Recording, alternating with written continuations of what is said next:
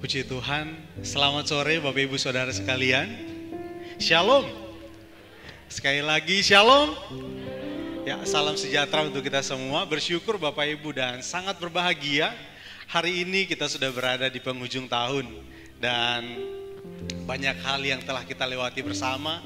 Satu hal yang saya juga senang dari firman Tuhan juga yang mengatakan bahwa ingatlah bahwa akulah Tuhan Allahmu yang telah mengeluarkan engkau dari tanah Mesir. Jadi ini satu hal juga yang senantiasa kita harus ingat dalam kehidupan kita, bahwa kita sudah berjalan sampai sejauh ini, sampai di titik ini, itu semua karena kemurahan Tuhan. Dan yakin dan percaya bahwa Tuhan juga akan terus menyertai kehidupan kita. Sebab itu Bapak Ibu, biarlah di kehidupan kita, kita senantiasa memuliakan Tuhan. Kita akan bersama-sama masuk dalam ibadah kita. Kita akan memuji Tuhan bersama-sama dengan satu pujian tak terbatas.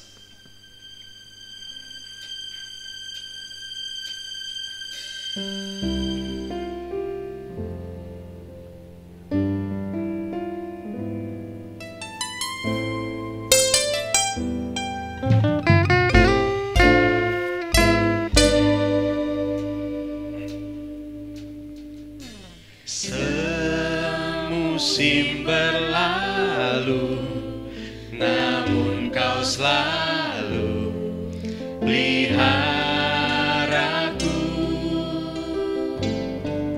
Kasih dan setiamu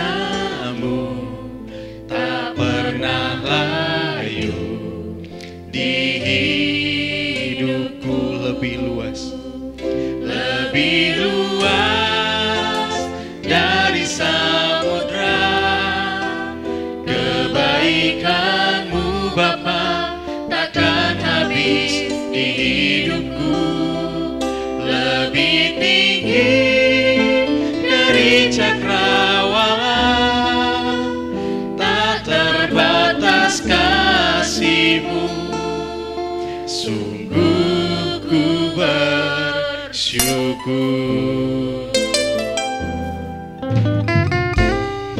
Lagi dari awal. Semusim berlalu, namun kau selalu peliharaku. Kasih dan setia, kasih dan setiamu tak pernah layu di lebih luas, lebih luas dari samudra. Kebaikanmu Bapa takkan habis di hidupku. Lebih tinggi dari cakrawala, tak terbatas kasih-Mu. Syukur. Sekali lagi dari awal kita akan pujian ini.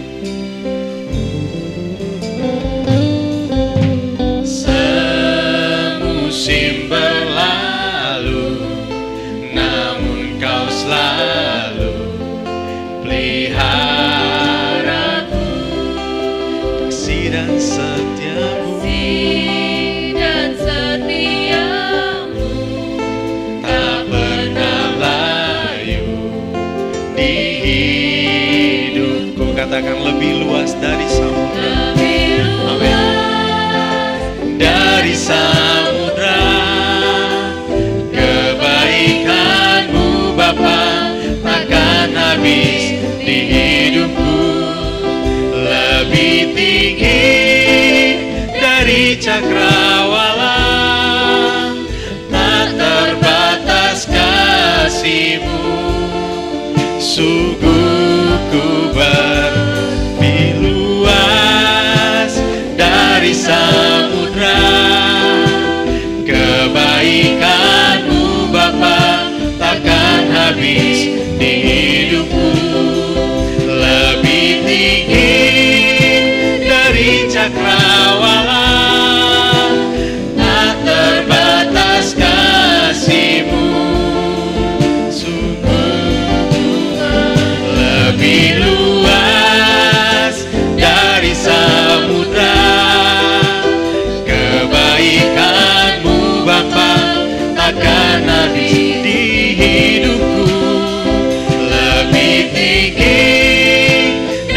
cakrawala, tak terbatas kasih-Mu. Sungguh ku bersyukur, tak terbatas kasih-Mu. Sungguh ku bersyukur. Bapak Ibu, luar biasa seperti pujian ini. Tuhan telah menyertai kehidupan kita sampai sejauh ini. Tidak ada alasan bagi kita untuk tidak bersyukur kepada Tuhan. Betapa baiknya Tuhan, betapa luar biasanya Tuhan memelihara kita. Mari kita bersama-sama satu dalam doa untuk memulaikan ibadah kita. Bapa di sorga, terima kasih, kami bersyukur untuk waktu ini. Tuhan, Engkau telah menyertai kami. Bahkan sampai saat ini ya Tuhan, kami telah berada di penghujung tahun 2022 ini. Kami percaya kalau sampai saat ini kami masih bisa ada sebagaimana kami ada. Ini semua karena kemurahan Tuhan. Ini semua karena kasih karunia-Mu Tuhan yang melimpah atas kami. Terima kasih Tuhan. Kami bersyukur Tuhan. Dan kami juga berdoa untuk rekan-rekan kami yang mungkin masih dalam persiapan, dalam perjalanan menuju tempat ini. Biarlah Tuhan Engkau yang menyertai mereka hingga tiba di tempat ini dengan selamat. Kami bersama-sama bersuka cita memuji Engkau Tuhan. Dan kami alaskan ibadah kami ini, kami serahkan ke dalam tangan-Mu. Biarlah ibadah ini ya Tuhan mulai dari awal hingga pada akhirnya berjalan seturut dengan kehendak-Mu dan memuliakan Engkau ya Tuhan. Hamba-hamba-Mu yang terlibat di dalam pelayanan ini, biarlah Tuhan Engkau urapi dengan kuasa-Mu. Engkau Tuhan yang menguasai setiap kami, bahkan seluruh sidang jemaat yang hadir saat ini, semuanya dilawat oleh Tuhan. Terpujilah Engkau ya Tuhan. Ini doa kami. Hanya di dalam nama Tuhan Yesus Kristus kami mengucap syukur. Haleluya.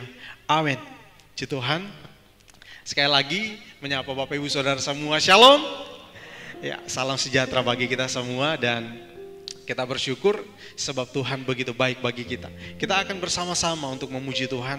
Kita angkat satu pujian, satu-satunya yang Ku andalkan.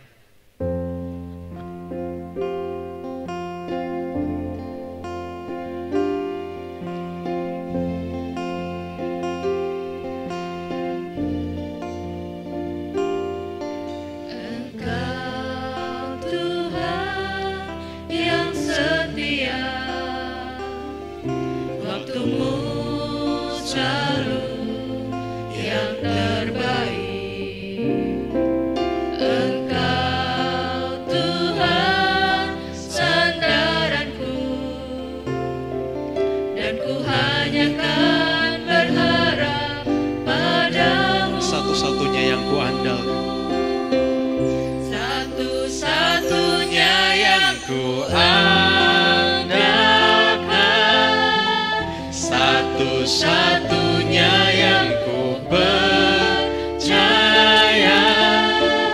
Engkau sumber kekuatan, sumber pengharapan, sumber kedamaian. Satu-satunya yang ku andalkan, satu-satunya yang ku percaya, Engkau Tuhan memberkati, Tuhan penyembuhku, Tuhan pemulihku.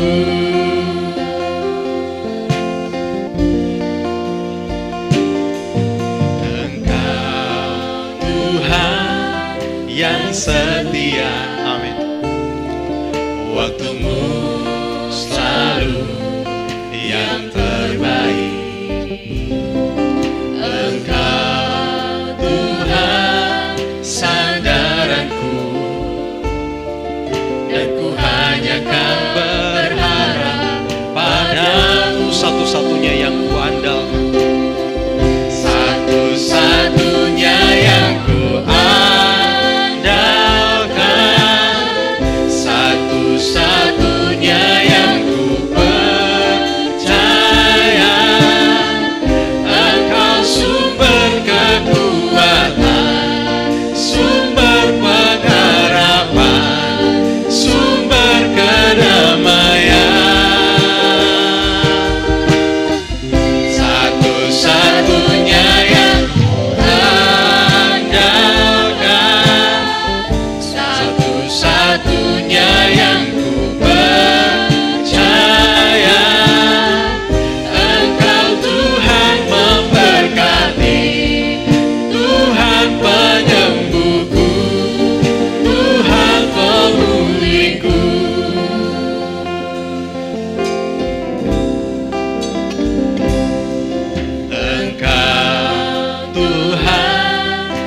yang setia,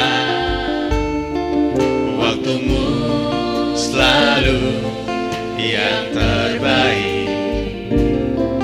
Engkau Tuhan sandaranku, dan ku hanya kan berharap padamu. Satu-satunya yang ku andalkan, satu-satunya yang ku andalkan, satu-satunya yang ku percaya. Engkau sumber kekuatan, sumber pengharapan, sumber kedamaian. Satu-satunya yang ku andalkan, satu-satunya yang ku percaya. Engkau Tuhan memberkati, Tuhan penyembuhku, Tuhan pemulihku. satu-satunya Satunya yang ku andalkan,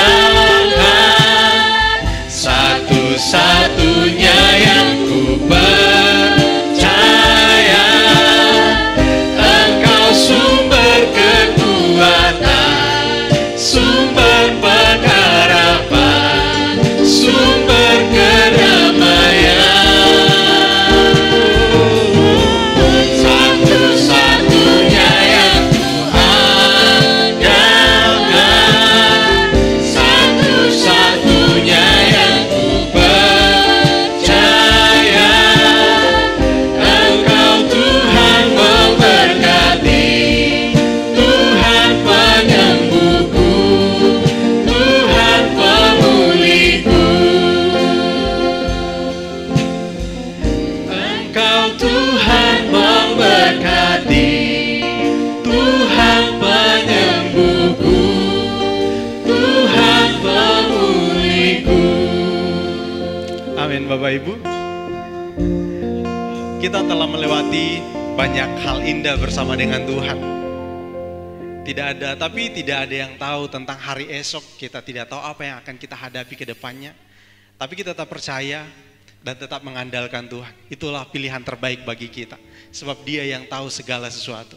Untuk itu jangan ragu untuk menghadapi apa yang ada di depan kita. Karena bersama dengan Tuhan kita lebih dari pemenang. Kita akan bersuka cita bersama-sama, kita bangkit berdiri bersama-sama. Kita angkat satu pujian, lebih dari pemenang.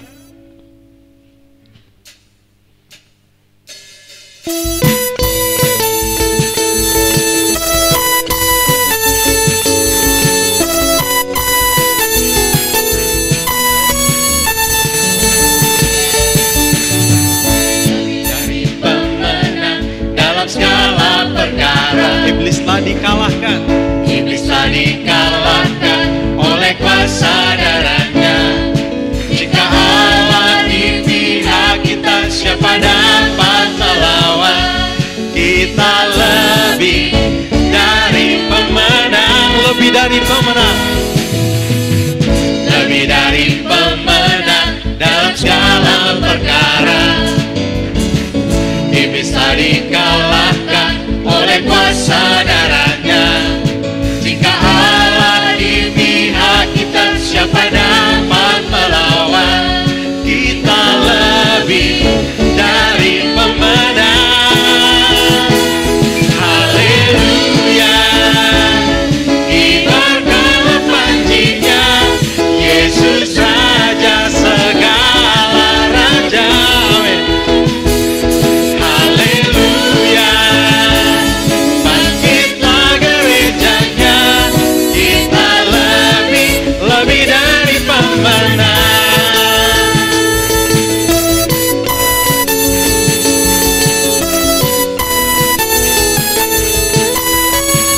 Lebih dari pemenang.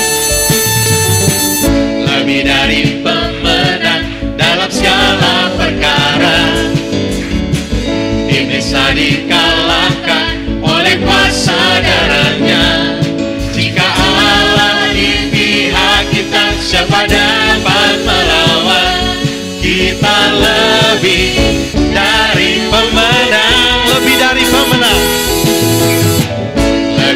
dari pemenang dalam segala perkara. Amin. Iblis telah dikalahkan oleh kuasa darahnya. Jika Allah di pihak kita, siapa dapat melawan? Kita lebih dari pemenang. Katakan haleluya. Haleluya. Kibarkanlah panjinya, Yesus Raja segala raja. Haleluya. Bangkitlah gerejanya, kita lebih dari pemenang. Lebih dari pemenang dalam segala perkara. Iblis telah dikalahkan oleh kuasa darahnya.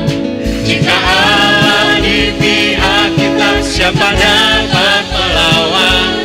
Kita lebih dari pemenang. Haleluya. Haleluya. Kibarkanlah panjinya, Yesus Raja segala raja. Haleluya. Bangkitlah gerejanya, kita lebih dari pemenang. Haleluya. Kibarkanlah panjinya, Yesus Raja segala raja. Haleluya. Bangkitlah gerejanya, kita lebih dari pemenang.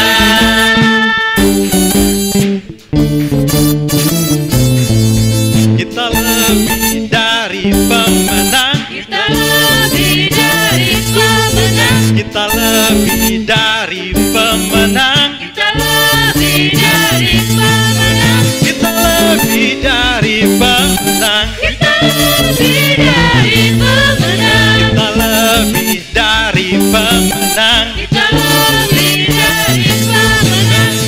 Allah di pihak kita, siapa dapat melawan? Kita lebih dari pemenang. Amin. Haleluya. Haleluya. Kibarkanlah panjinya, Yesus Raja segala raja. Haleluya. Bangkitlah gerejanya, kita lebih dari pemenang. Kita lebih dari pemenang. Kita lebih dari pemenang. Amin. Silakan duduk Bapak Ibu Saudara sekalian. Kita bersyukur kepada Tuhan sebab Dia di pihak kita, maka kita menjadikan kita orang-orang yang bahkan lebih dari pemenang. Di waktu yang indah ini saya akan berikan kesempatan kepada paduan suara untuk mempersembahkan pujian untuk Tuhan.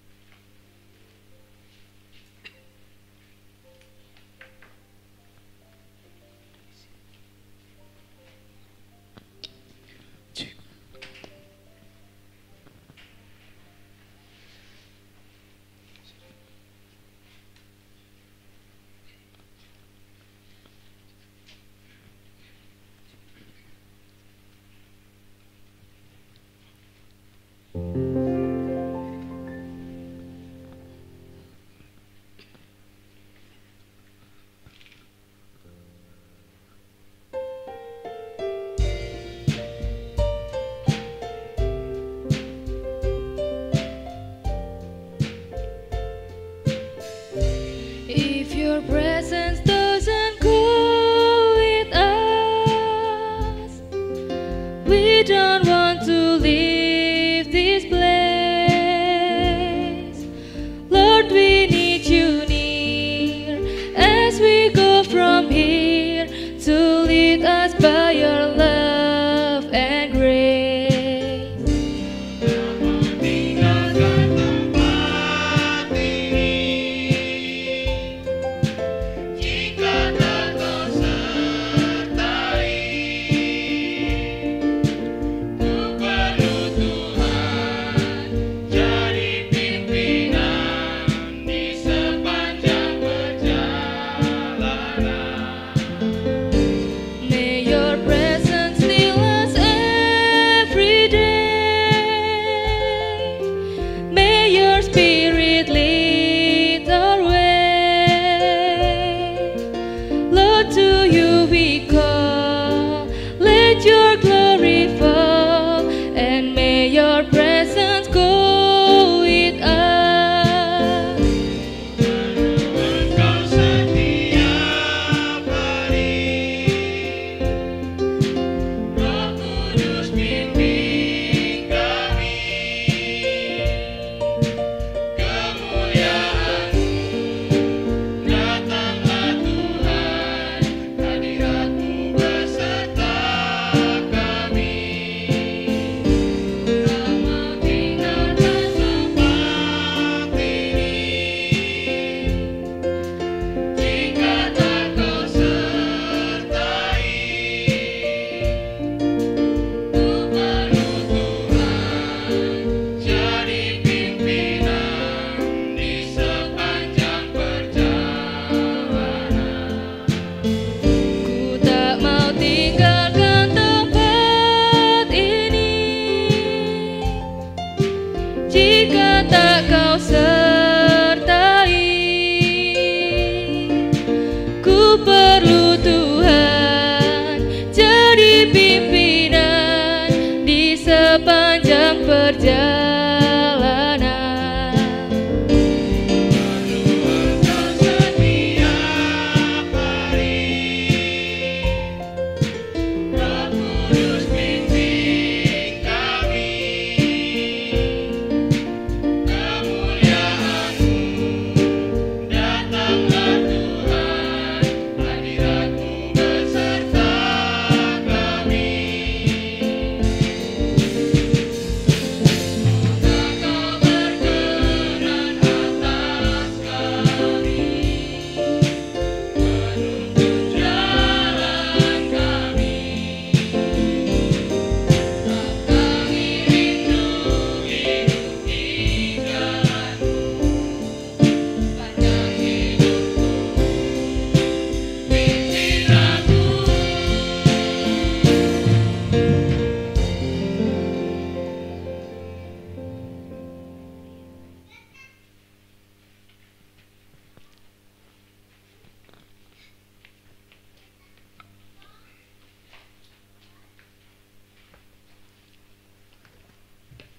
Terima kasih untuk kesaksian pujiannya.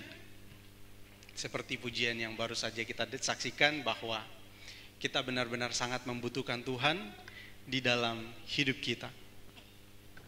Kita akan bersama-sama untuk kembali memuji Tuhan. Bapak Ibu, sebelum kita akan masuk di dalam firman Tuhan, kita mengangkat satu pujian, Hatiku Percaya. Kita tidak tahu apa yang akan terjadi hari esok, tetapi kita tetap percaya sekalipun kita tidak melihat Tuhan tuntun kita kemana, kita yakin bahwa itulah yang terbaik bagi kita.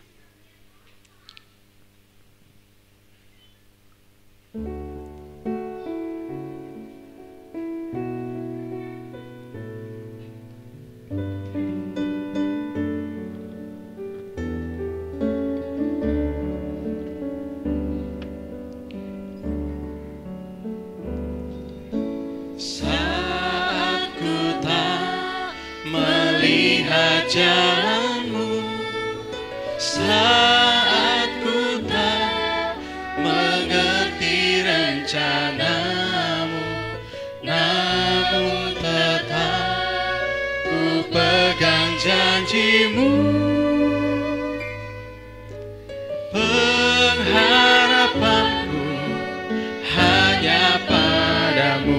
hatiku percaya. Hatiku percaya, hatiku percaya, hatiku percaya, selalu ku percaya. Saat ku tak melihat jalan,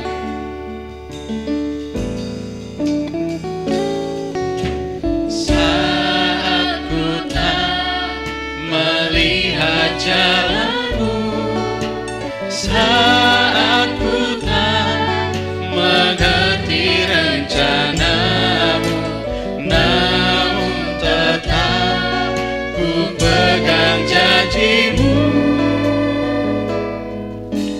Pengharapanku hanya padamu. hatiku percaya, Hatiku percaya, hatiku percaya, hatiku percaya, selalu ku percaya. kita akan pujian dari awal, kita bangkit berdiri bersama-sama.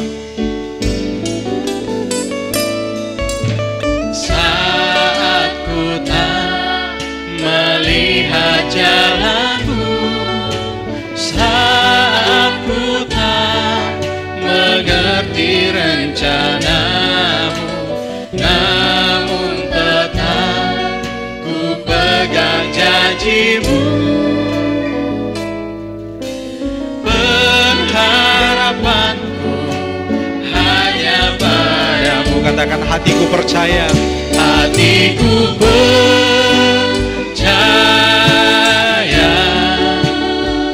hatiku percaya, hatiku percaya, selalu ku percaya. hatiku percaya kepada Bapak Gembala, saya persilakan.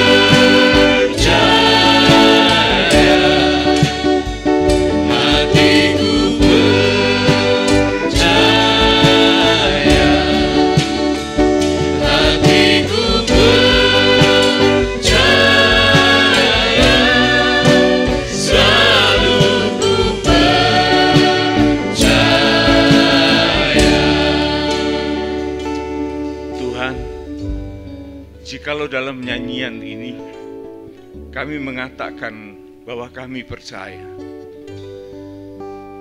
namun kepercayaan macam apa yang ada pada kami?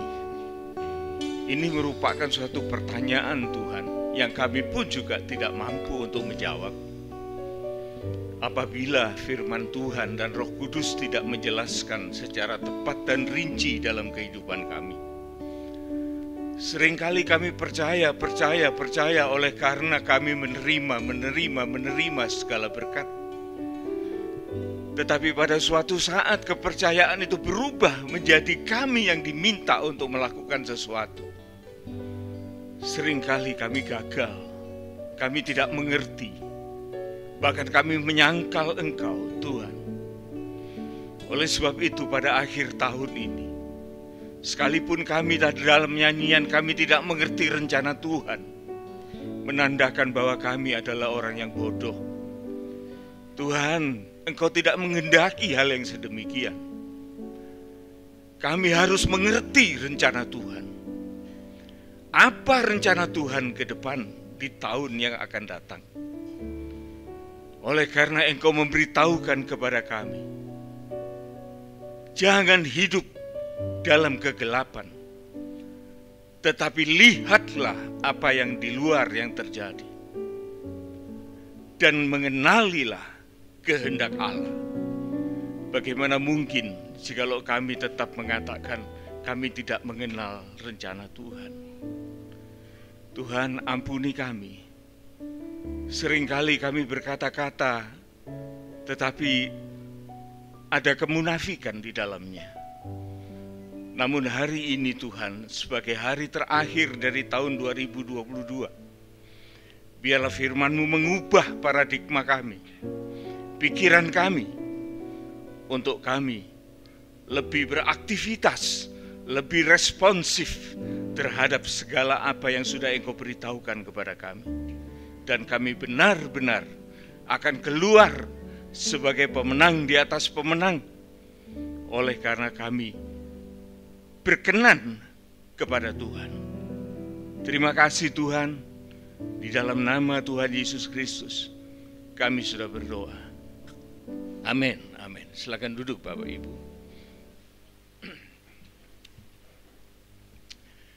Ya, di dalam pujian seringkali kita menyanyikan dan mengucapkan kata-kata yang tanpa kita pikirkan.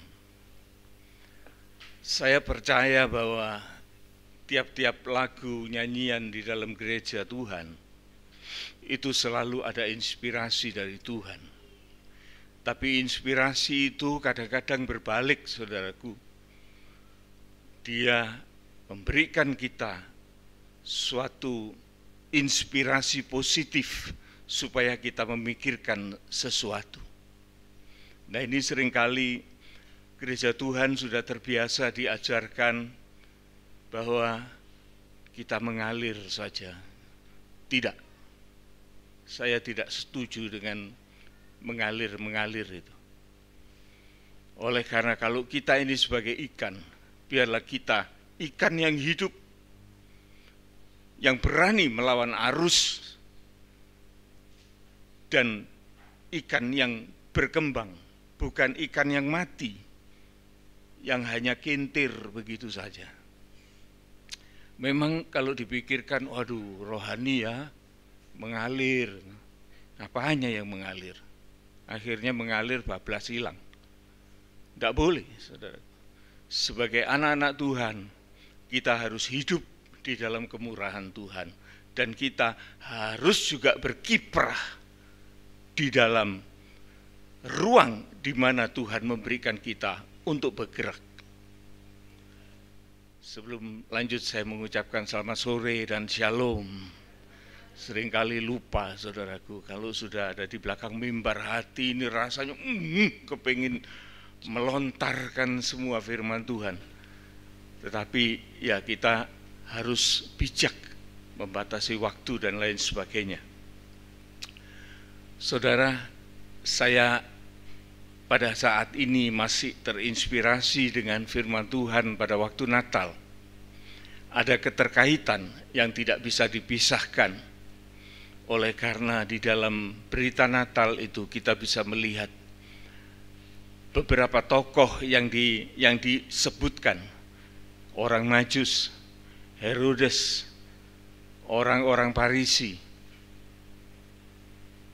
Ini tokoh-tokoh penting yang terkait di dalam pencarian di mana Yesus itu berada, yang baru dilahirkan. Yang paling terinspirasi dalam pikiran saya ialah bagaimana orang Majus, entah 3, entah berapa, Alkitab tidak menyebutkan, tetapi yang jelas orang Majus ini adalah orang yang bijaksana, wise man, dan dia juga bukan orang sembarangan.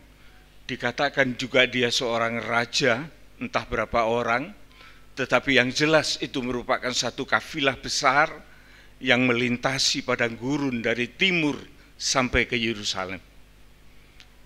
Mengapa orang-orang Majus ini mau bergerak? Oleh karena dia melihat suatu tanda yang masuk di dalam yang sering mereka renungkan. Mereka adalah ahli-ahli bintang-bintang, dan dia melihat sesuatu yang aneh di sana, tetapi dia menaruh perhatian dan bukan hanya memperhatikan dan kemudian dia diam.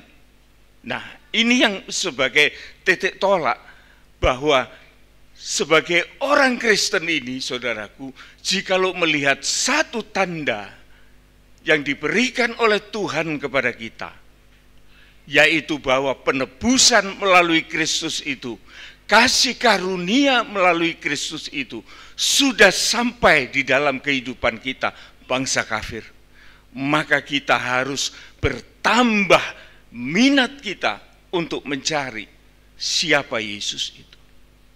Kalau kita tidak mau cari, saudaraku, kalau kita tidak mau berusaha, maka itu merupakan misteri. Dan misteri itu tidak ada yang bisa jawab selain Allah sendiri. Sampai sekarang keberadaan Yesus itu masih misteri bagi dunia ini. Kalau saudara mengaku bahwa Yesus itu adalah Tuhan dan Juru Selamat, itu bukan saudara yang bilang. Itu Roh Kudus yang menggerakkan kita untuk kita bisa mengaku. Tapi ingat saudaraku, pengakuan kita itu menghadapi ujian. Saudara tahu Rasul Petrus, pada waktu dia ditanya, siapa menurut orang-orang itu tentang aku? Yesus mengatakan, murid-murid itu mengatakan, oh ada orang yang bilang engkau ini itu. Yesaya, Elia, Yohanes Pembaptis dan lain sebagainya. Tetapi Yesus tidak puas dengan jawaban itu. Dan dia langsung kepingin tanya kepada para muridnya. Pada waktu ditanya, maka seorang yang bernama Petrus, dia mengatakan, engkaulah Mesias, anak Allah yang hidup. Benar katamu, kata Yesus. Itu kan pengakuan. Tapi Yesus mengatakan apa? Itu bukan dari kamu, tetapi Bapa Allah yang memberitahukan kamu, sehingga kamu mengucapkan kata-kata yang betul. Dan di atas kata-katamu ini, maka aku akan mendirikan gerejaku. Bayangkan saudara, iman yang diterima dari Allah itu misteri. Tidak ada orang yang tahu kenapa Petrus bisa ngomong kayak gitu. Apa betul dia itu percaya? Ternyata saudaraku, dia masih tidak mengerti. Baru ngomong begitu. Beberapa waktu kemudian, pada waktu Yesus ingin memperdalam iman dari murid-murid, dan dia mengatakan bahwa ia akan diserahkan untuk disalibkan. Maka Petrus yang sama itu, dia nggak ngerti. Dia menarik Yesus dan dia mengatakan, tidak akan terjadi hal itu padamu. Dalam hal ini Yesus langsung menuding Petrus, kamu ini iblis. Bayangkan saudaraku, orang yang baru dipuji, orang yang baru dibenarkan, bisa spontan berubah menjadi iblis. Jadi pengakuan-pengakuan ini saudaraku, yang mengatakan aku percaya. Percaya apa? Itu yang harus dipertanyakan. Percaya apa? Percaya kalau Tuhan itu memberi, iya. Kalau diminta gimana? Loh, Tuhan minta, iya. Apa yang diminta? Yang paling berharga. Saudara tahu ceritanya Abraham kan? Siapa yang diminta? Anaknya yang tunggal. Apakah itu aneh pada waktu itu? Enggak. Oleh karena pada waktu zaman Abraham, maka hal-hal semacam itu biasa dilakukan oleh orang-orang pagan, orang-orang kafir yang mempersembahkan anaknya untuk korban-korban. Tuhan tidak minta yang lebih dari itu. Kamu sama enggak dengan orang-orang itu? korbankan anakmu. Tuhan tidak menguji melebihi kemampuan manusia. Tapi dia tetap minta, saudaraku, untuk membuktikan iman kita. Iman itu sesuatu yang harus terbukti. Tidak ada iman itu omong kosong, tapi iman itu harus terbukti. Siapa yang menguji iman? Salah satunya ialah waktu. Waktu itu akan menguji kita. Seberapa tangguh kita menghadapi kehidupan ini. Tahun demi tahun telah berlalu, saudaraku. Sebaiknya kita mengevaluasi kehidupan kita secara pribadi.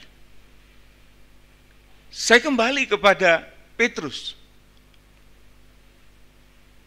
Dia dikatakan kamu iblis. Oleh karena apa? Dia tidak tahu rencana Allah. Rencana Allah jadi misteri juga. Bahkan di dalam 1 Korintus 2, di sana dikatakan, kalau saja mereka itu tahu, mereka tidak akan menyalibkan Yesus. Kalau tahu rencana Allah. Tapi mengapa mereka tidak diberitahu sehingga dia menyalibkan Yesus? Misteri kan? Bagaimana misalnya kalau Yesus tidak disalibkan? Pernah saudara mikir itu? Apakah akan terjadi sesuatu yang lebih baik dari Yesus disalibkan? Tidak ada. Harus memang sedemikianlah kasih Allah itu, sehingga dia mengorbankan anaknya yang tunggal. Saya dulu tidak ngerti, saudaraku, Allah itu kok terbatas ya? Anak emek situ. Sedangkan orang-orang biasa itu anaknya 2, 3, 4, 5. Allah itu cuma 1, tunggal. Saya dulu mikirnya gitu, saudaraku. Karena apa? Pikirannya masih bodoh. Tetapi perkataan anak yang tunggal itu adalah seluruh kasih Allah yang tertumpah pada Yesus. Tunggal, esa itu artinya tidak ada bandingnya. Bukan dihitung 1, 2, 3. Tetapi kalau kita percaya Allah itu esa, maka di dalam pikiran kita tidak ada duanya. Kalau kita mengerti itu selesai, saudaraku. Tapi kalau kita hitung-hitung secara matematika, tambah belakrak enggak karuan. Itu kan misteri juga. Mari saudaraku, di tahun 23 yang akan kita masuki sebentar lagi, jangan rahasia itu tetap rahasia, tetapi biarlah Tuhan memberikan penjelasan kepada kita, memberikan terang kepada kita, supaya kita bisa menembusi jalan ini dengan sesuatu pandangan yang lebih nyata di hadapan kita. Petrus ini, saudaraku, sekalipun dia sudah mengalami sesuatu yang semacam itu, dia masih juga beberapa saat lagi menyangkal Tuhan. Bahkan dia menyumpah-nyumpahi langit bumi bahwa dia tidak mengenal Yesus. Coba saudara bayangkan ini iman macam apa ini.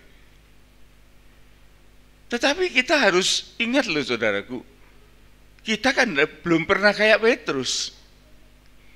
Lah kalau kita suatu saat dihadapkan model kayak Petrus gitu gimana? Melihat junjungannya, melihat nabinya, melihat Tuhannya, dikebuki, disalib, diludahi, diinjak-injak, dicambuk tak karu-karuan. Betapa ngerinya kalau kita bisa melihat itu. Kemudian dia dituduh, kamu ini pasti orang Galilea, murid dari Yesus itu. Petrus mengatakan, tidak, aku tidak mengenal dia. Dan dia bersumpah-sumpah. Bayangkan saudara, bukankah ini juga memberikan inspirasi kepada kita, bagaimana kita harus mengikuti Tuhan, bagaimana kita harus mengikuti Yesus. Maka saudaraku, jawabnya ialah kita harus mau merespon apa yang menjadi tanggung jawab kita. Saya akan mengajak saudara-saudara untuk membaca firman Tuhan di dalam Wahyu pasal yang ketiga. Wahyu pasal yang ketiga. Ayat yang ke-14 dan seterusnya. Kepada jemaat di Laodikia, dan tuliskanlah kepada malaikat jemaat di Laodikia, inilah firman dari Amin, saksi yang setia dan benar, permulaan dari ciptaan Allah. Saudara, kalau saudara tidak jeli di dalam pembacaan ini, kita bisa keliru. Bayangkan, tuliskan kepada malaikat jemaat Laodikia, inilah saksi dari Amin, saksi yang setia dan benar, permulaan dari ciptaan Tuhan. Betul enggak? Betul enggak? Betul enggak? Ciptaan Tuhan. Ini yang dipakai, saudaraku, orang-orang yang menghujat Yesus mengatakan, tuh, Yesus itu ciptaan itu. Dia bukan pencipta, tetapi dia makhluk ciptaan. Nah, kalau kita tidak paham ini, saudaraku, kita akan terjebak, saudaraku. Kemudian kita harus tahu dan mengenal siapa Yesus itu. Apakah betul dia itu ciptaan? Lah kalau dia itu ciptaan, saudaraku, dia itu makhluk, dia itu bukan Tuhan. Mana ada Tuhan diciptakan? Tidak ada. Tetapi kenapa kita berani mengatakan dia Allah, dia itu Tuhan, dia itu juru selamat? Kalau kita tidak memahami ini, saudaraku, maka di luar gereja suatu saat kita bisa ditekuk sama orang dan kita tidak bisa menjelaskan kepada orang yang menentang kita. Mari kita lihat, saudaraku, di dalam Yohanes 1 pasal 1 sampai 3. Kita lihat siapa Sang Amin ini, siapa? Apakah dia pencipta atau dia ciptaan? Ya, kita lihat. Firman yang telah menjadi manusia. Pada mulanya adalah firman. Pada mulanya adalah firman, ya. Terus Firman itu bersama-sama dengan Allah, dan firman itu adalah Allah. Firman itu ada bersama-sama dengan Allah. Lah, mana duluan? Allah dulu atau firman dulu? Kalau firman ada dulu, ini firmannya siapa? Kalau Allah ada dulu, belum ada firman, Allah kalau ngomong pakai apa? Jadi Allah dan firman itu tidak berawal dan tidak berakhir. Alfa, Omega. Itu Allah. Kalau kita telusuri, saudaraku, di dalam kitab Wahyu ini, beberapa kali Yesus tampil dan dia mengatakan, memakai atribut Allah dengan sangat banyak. Dia mengatakan, aku yang awal dan akhir, akulah Yesus, aku yang sudah mati dan sekarang aku hidup. Waduh, siapa dia itu, saudaraku?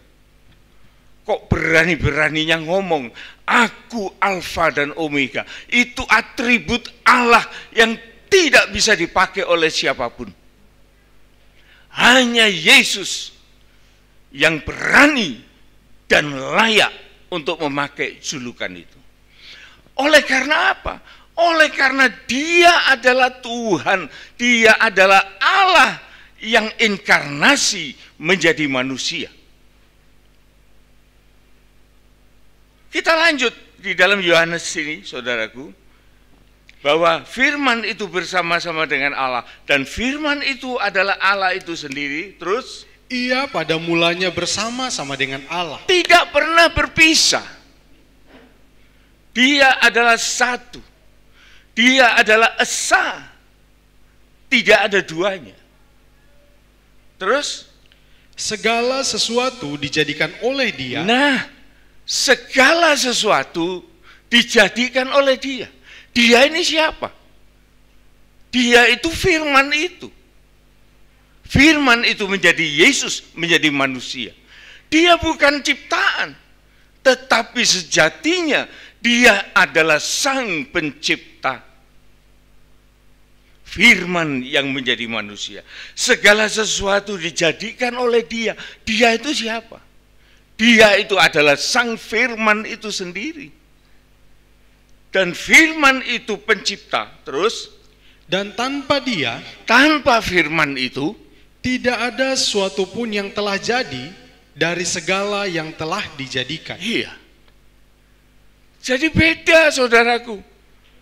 Dia, firman itu menciptakan yang tidak ada, itu menjadi ada.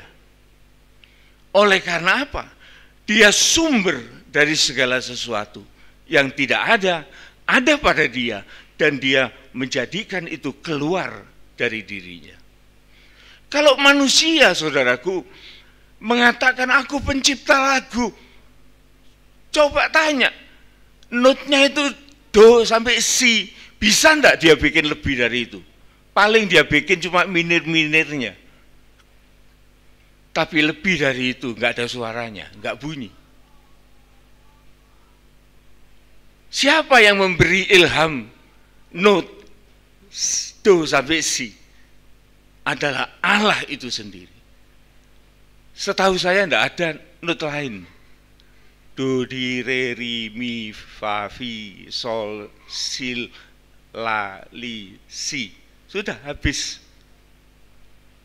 Tidak ada tambahan. Ini adalah sesuatu yang tidak ada.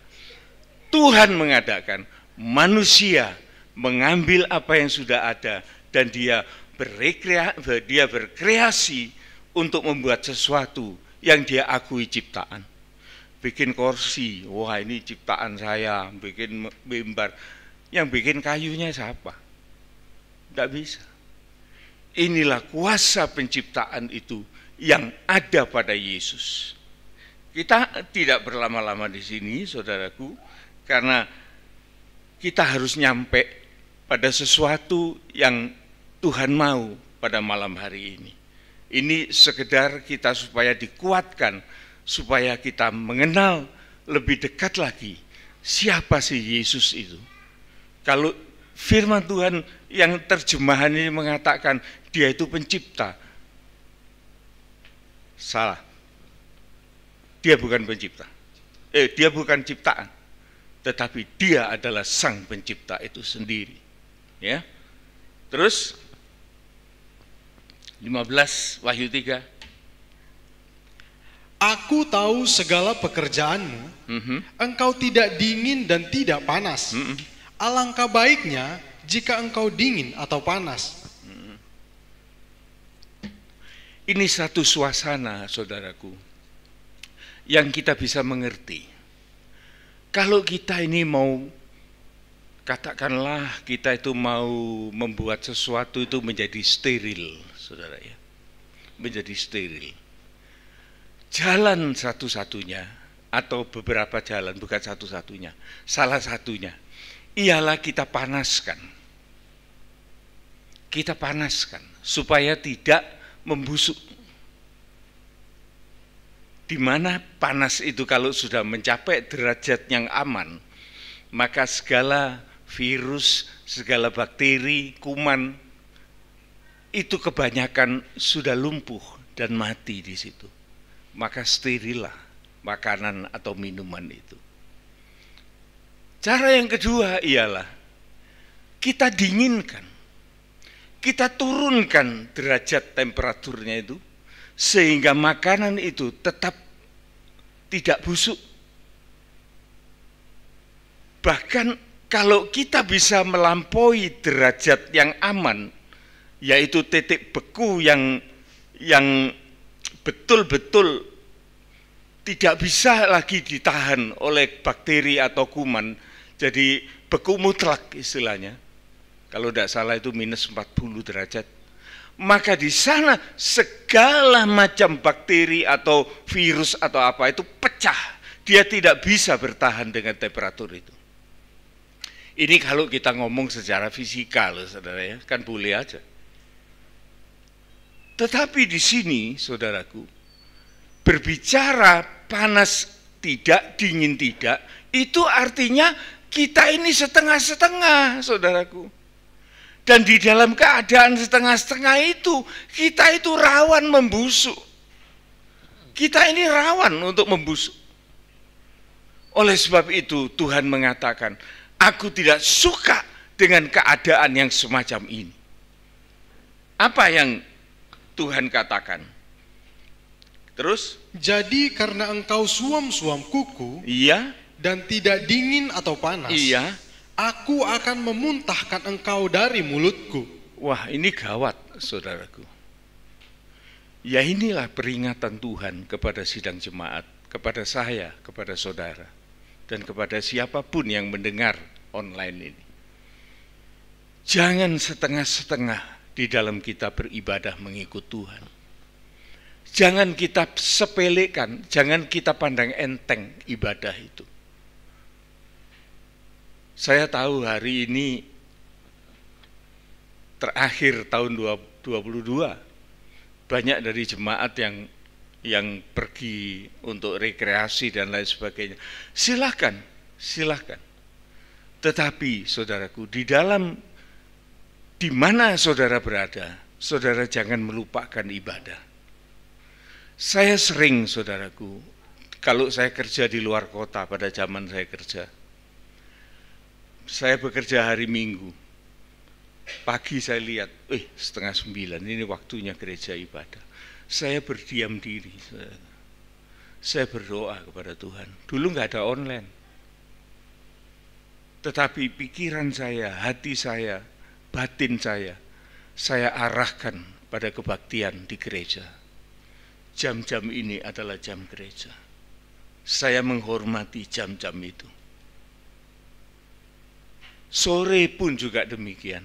Kalau saya lagi kerja sore di luar kota, saya tidak sempat ibadah, saya lihat jam, ini jam waktunya ibadah. Maka saya mendiamkan diri saya dan saya mengarahkan batin saya, hati saya, pikiran saya kepada ibadah. Sekalipun saya tidak ada di situ, tapi saya bilang, Tuhan, saya menghormati. Saya menghormati. Jadi ada satu keterkaitan kehidupan kita dengan ibadah kita di dalam penggembalaan. Ini yang perlu kita kenali, saudaraku. Kita lakukan. Jangan sampai kita ini suam kuku atau panas enggak, dingin enggak. Yang dalam arti sebenarnya ini kan setengah mateng, ini mentah gitu. Itu Tuhan tidak suka. Dan kalau Tuhan mengatakan, aku memuntahkan itu dari mulutku. Pertanyaannya waktu saya baca ini, ngeri banget. Mau enggak ya Tuhan itu makan kembali atau minum kembali yang sudah ditumpahkan dari mulutnya? Enggak, saudaraku. Yang berlaku begitu itu cuma anjing. Tidak mungkin Tuhan itu berbuat begitu. Kalau dia sudah memuntahkan kita, jangan harap kita kembali kepada dia. Jangan harap Tuhan akan menerima dengan senang hati. Oleh karena kita tidak menghargai akan keberadaannya. Ini yang perlu saya sampaikan, saudaraku. Supaya di dalam ibadah kita ini, saudaraku, kita jangan panas tidak, dingin tidak, setengah mateng. Mau ibadah ya ibadah, enggak ibadah ya enggak ibadah. Apa kerjanya? Di rumah. Kenapa enggak ibadah? Ya males. Gimana ini? Jangan sampai saudaraku, kita itu dimuntahkan. Alkitab loh yang bilang, bukan saya mengatakan. Aku akan memuntahkan engkau dari mulutku. Artinya Tuhan itu tidak suka ini. Dan kalau Tuhan itu memakai istilah mulut, berarti Tuhan tidak mungkin akan menjilat ludahnya kembali. Ini sesuatu yang serius yang saya dapati di dalam firman Tuhan. Lanjut. Karena engkau berkata, aku kaya dan aku telah memperkayakan diriku dan aku tidak kekurangan apa-apa. Dan karena engkau tidak tahu bahwa engkau melarat dan malang, miskin, buta dan telanjang. Bayangkan saudaraku, orang yang dimuntahkan itu, jalan pikirannya itu begitu. Aku kaya, aku tidak kurang apa-apa. Aku baik-baik saja kok. Kelihatannya ya manis-manis saja. Tetapi sesungguhnya orang ini di dalam pandangan Allah sangat-sangat parah. Ya. Memang Laodikia ini, saudaraku, merupakan satu kota perdagangan, pusat bisnis yang sangat sukses. Di sana, saudaraku, ada banyak perusahaan-perusahaan orang-orang yang sukses, orang-orang yang kaya. Perusahaan dari wool, perusahaan kain, perusahaan minyak wangi, perusahaan obat-obatan, ilmu kedokteran, semua ada di Laodikia itu. Tempat yang paling strategis, paling bagus. Sehingga rata-rata penghuni atau penduduk Laodikia itu, mereka adalah orang-orang yang makmur. Tetapi justru di dalam kemakmuran itu, saudaraku, kemakmuran itu menjadi berhala yang menghalangi, yang memisahkan manusia ini dengan Tuhan. Berhala itu, saudaraku, bisa datang macam-macam. Coba kita lihat ya, di dalam 2 Korintus 4, ayat yang keempat. 2 Korintus 4 ayat yang keempat. Kita skip aja di situ. Yaitu orang-orang yang tidak percaya, yang pikirannya telah dibutakan oleh ilah zaman ini, sehingga mereka tidak melihat cahaya Injil tentang kemuliaan Kristus yang adalah gambaran Allah. Pesan bagi jemaat di tempat ini. Tuhan suka memberkati kita dalam kemakmuran. Tuhan suka memberkati kita di dalam kekayaan. Tuhan tidak mau melihat kita hidup sengsara yang tidak layak di antara orang-orang yang berada di dunia ini. Tuhan tidak keberatan untuk memberikan berkat. Saya terus sering ngomong kepada istri saya, orang Lumajang ini sebetulnya hebat-hebat, terutama kaum ibunya. Gennya gen alfa semua. Tahu saudara gen alfa? Gen alfa itu seperti harimau. Harimau itu kalau yang cari mangsa itu siapa? Yang betina. Yang laki itu cuma tidur-tiduran aja. Saya melihat ibu-ibu di Lumajang ini hebat-hebat. Hebat-hebat. Tetapi saudaraku, kalau kemakmuran itu ada pada kita, justru itu bisa berbalik menjadi berhala yang menghalangi kita untuk kita bisa beribadah dengan baik kepada Tuhan. Lebih jelasnya kita lihat di dalam 1 Yohanes 2 ayat yang ke-15 dan 16. Ini tidak asing saudaraku, tetapi ini ada keterkaitan di situ. Mengapa kita ini ibadahnya jadi panas adem gitu. Jadi nggak ada tegesnya gitu. Kebaktian ya boleh, enggak kebaktian ya enggak apa-apa gitu. Rasanya enggak ada suatu gairah. Lah ini kita coba kita koreksi dalam hal ini. Ada saudaraku yang saya perhatikan, ada yang sungguh-sungguh. Ada, jadi tidak semua. Tetapi ada beberapa yang betul-betul memperhatikan sungguh Dan itu sangat saya respect sekali. Saya sangat menghormati. Dan itu merupakan satu semangat yang tercurah di dalam pelayanan saya. Kalau saya melihat sidang jemaat yang betul-betul mereka itu menghargai ibadah, maka rasanya semangat saudara itu mengisi kehidupan pelayanan ini, sehingga semangat itu kembali kepada kita semua. Tidak sia-sia loh saudaraku, tidak sia-sia. Ya, kita baca di situ. 1 Yohanes 15. 2 ayat 15. Janganlah kamu mengasihi dunia dan ini dia. Jadi kalau kita ini mendapatkan kemakmuran, hati-hati. Oleh karena kita bisa bilang seperti orang di Laodikia tadi, aku sudah kaya, aku sudah tidak membutuhkan apa-apa, aku sudah makmur, baik-baik aja,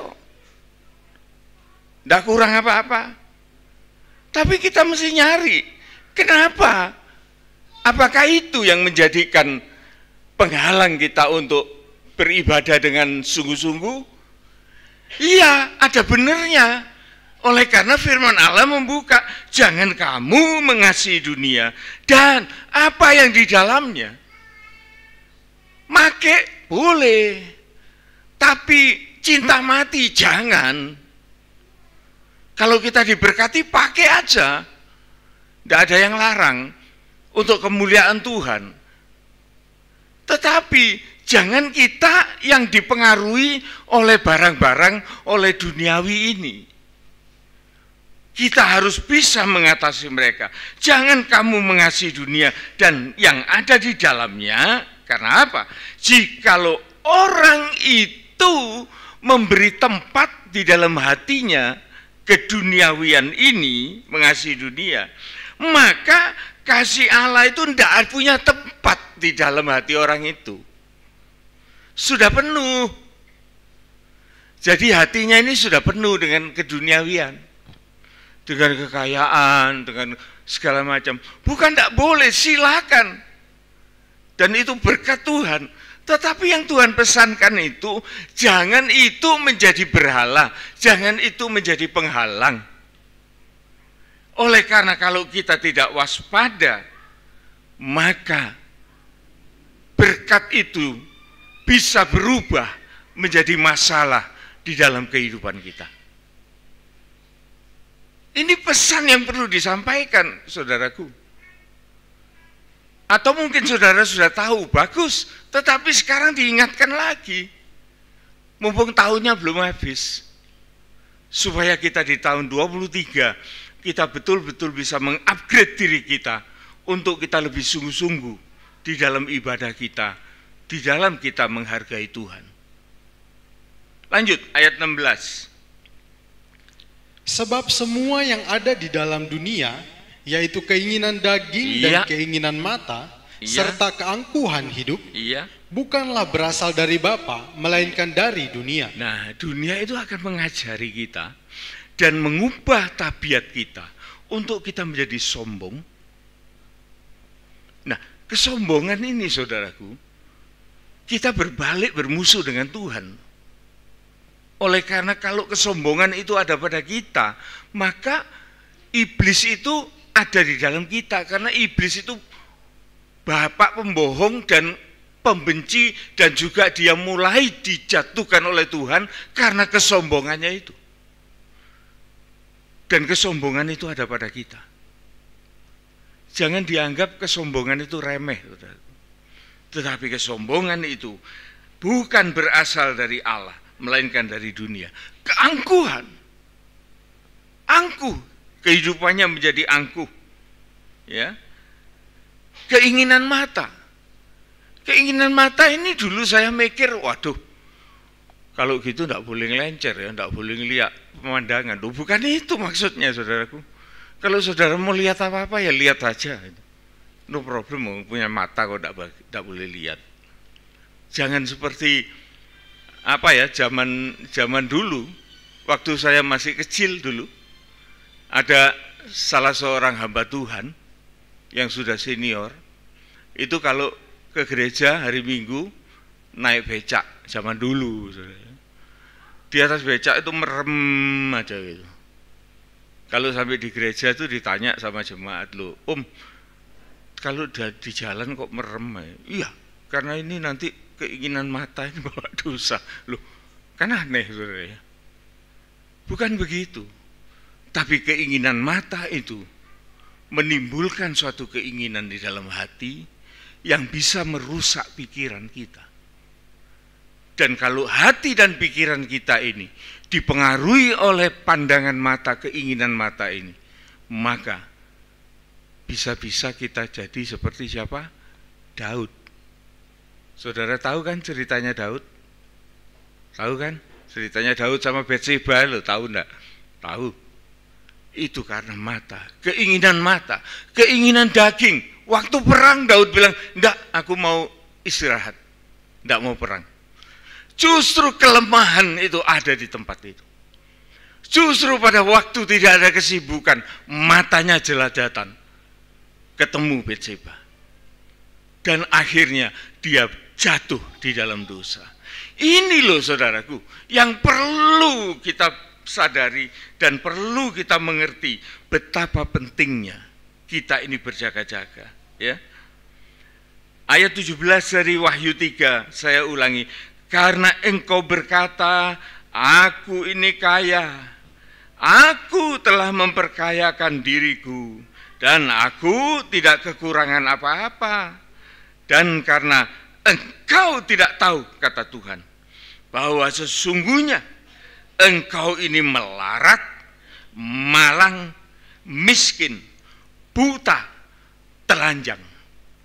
Bayangkan saudaraku, secara jasmaniah kita mentereng, tapi di hadapan Tuhan kere, ya,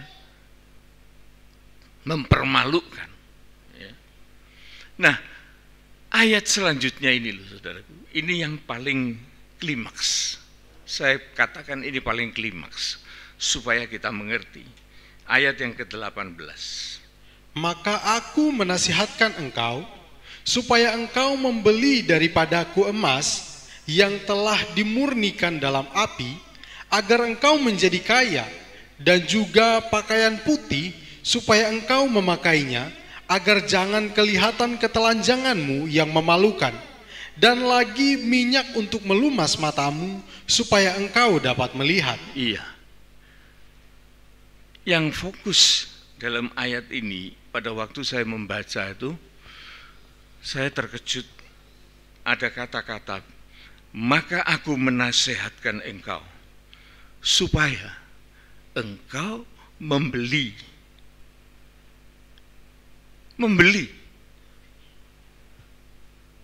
Karena ada iklan itu, minta, beli, kan itu. Jadi saudaraku, kita ini tidak semuanya gratis loh.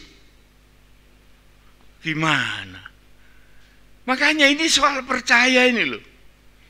Kita terlalu percaya, waduh Tuhan itu baik. Iya Tuhan itu baik, tapi pada waktunya Tuhan itu lebih baik. Dan dia menguji kita untuk kita memberi sesuatu kepada Tuhan.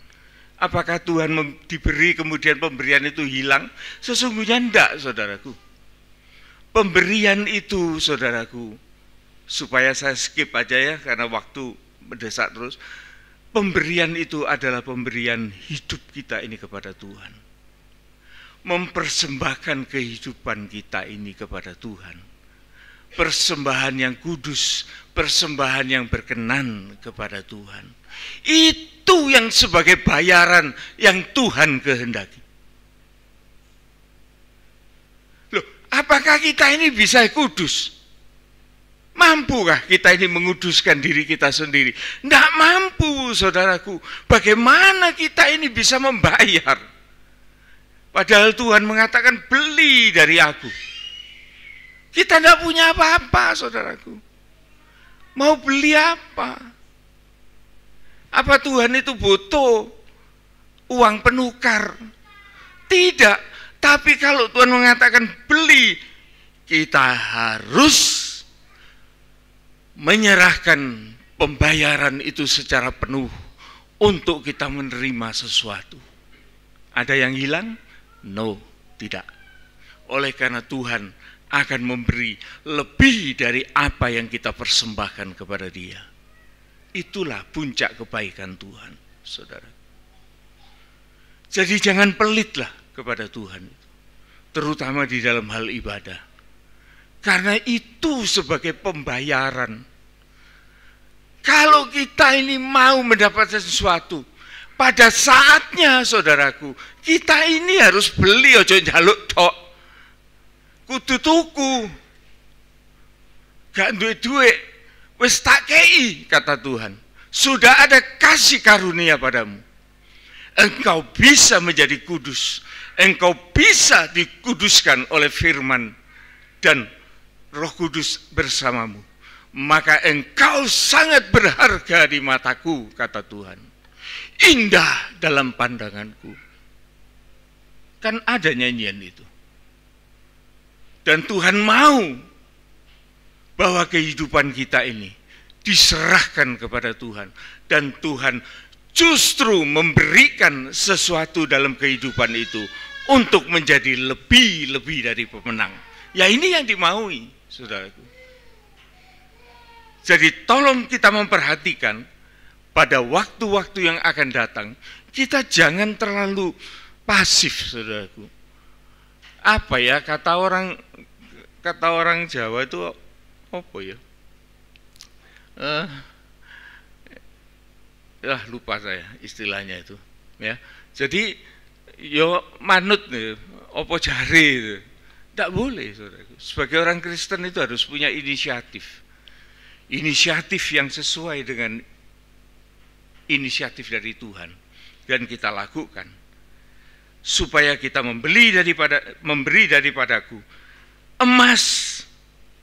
Emas ini, saudaraku, berbicara tentang iman yang diuji. Jadi bukan iman-imanan, bukan. Seperti Ayub mengatakan, Tuhan itu tahu segala apa yang menjadi jalanku. Dan jikalau aku diuji, maka aku akan timbul seperti emas. Orang menjadikan emas itu menjadi murni, saudaraku. Itu dengan api, pada temperatur tertentu, logam-logam yang tidak berguna, yang tercampur dengan emas itu, dia akan mencair dan menempatkan diri sesuai dengan berat jenis dari logam itu. Maka pada waktu terjadi pemisahan itu, setelah didinginkan, baru kita bisa tahu ini yang murni, ini yang campuran. Ini bukan emas. Jadi sesuatu yang diuji sampai lebur, saudaraku. Jadi bukan emas yang sembarangan, emas yang telah dimurnikan dalam api, agar engkau menjadi kaya. Kaya dalam hal apa? Kaya di dalam hal perbuatan-perbuatan baik. Galatia 6:9 mengatakan, jangan engkau jemu-jemu berbuat baik, terutama kepada saudara-saudara seiman, oleh karena masih ada waktu untuk itu.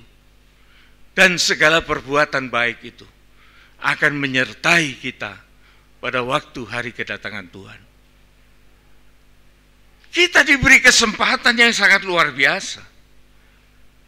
Kita diperkenan untuk menjadi orang yang kaya akan perbuatan-perbuatan baik. Iman kita senantiasa dimurnikan. Dan juga pakaian putih. Pakaian ini, saudaraku, berbicara tentang penampilan.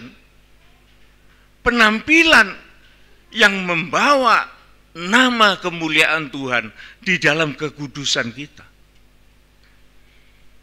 Pakaian putih ini selalu berbicara tentang kesucian. Dikatakan pakaian putih berkelakuan kudus, terutama di dalam kehidupan nikah kita.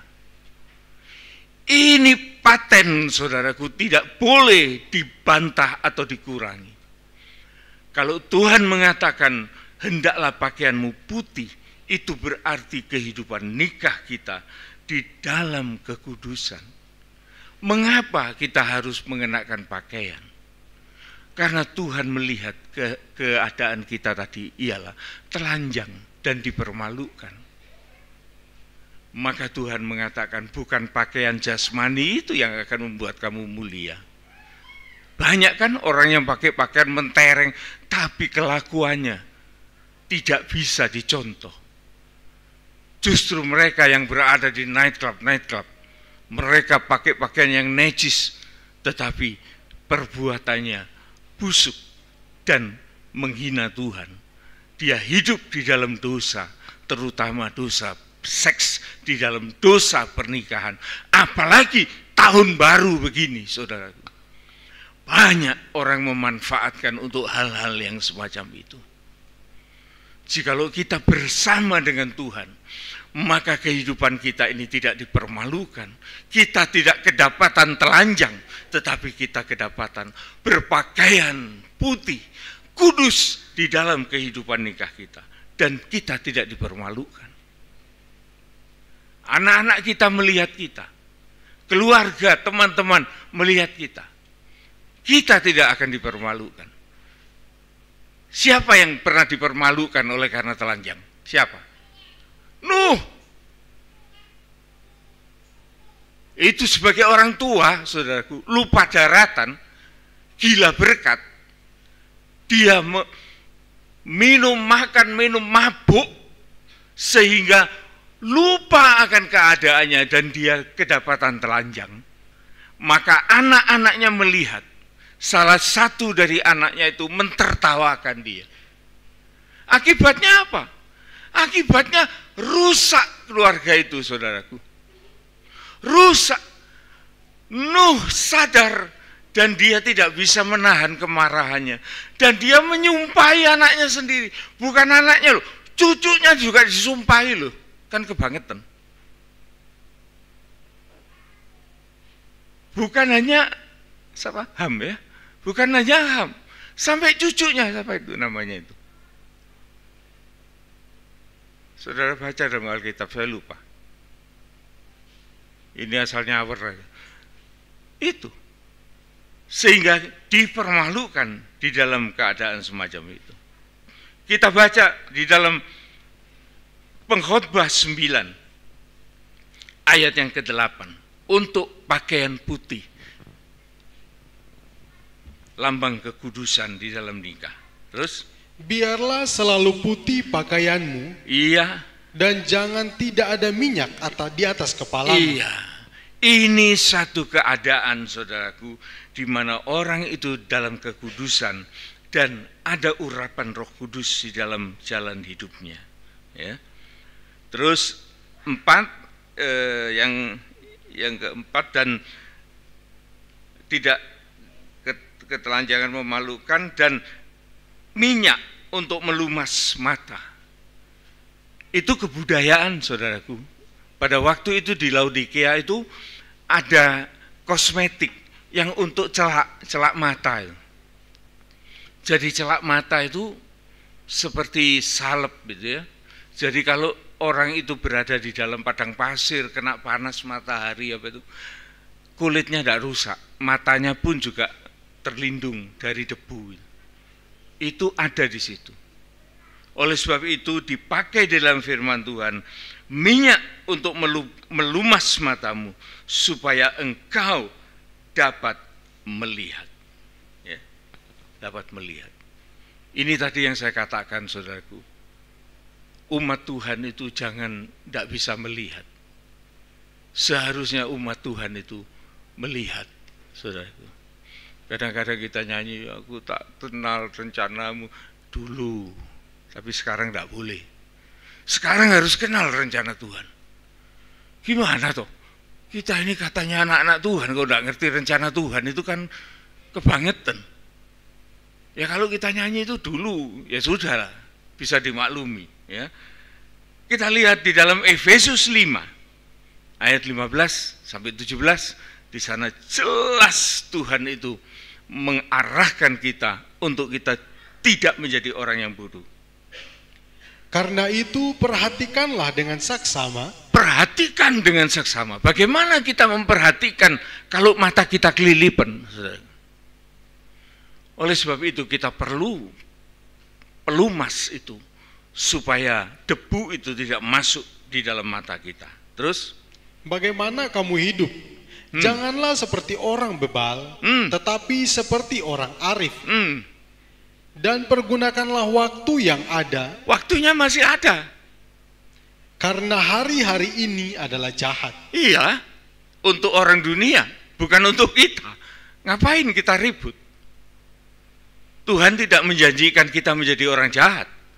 Tetapi firman Allah mengatakan banyak kejahatan di hari-hari akhir. Bukan kita. Oleh karena kita sudah diingatkan oleh Tuhan. Terus? Sebab itu, janganlah kamu bodoh. Jangan kita menjadi bodoh yang ngomong gak tahu apa-apa. Terus?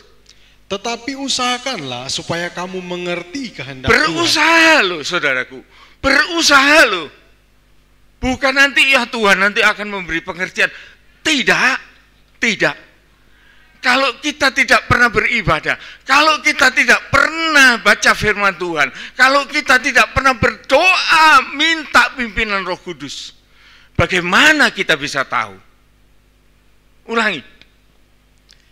Sebab itu janganlah kamu bodoh, Jangan kita menjadi orang yang bodoh.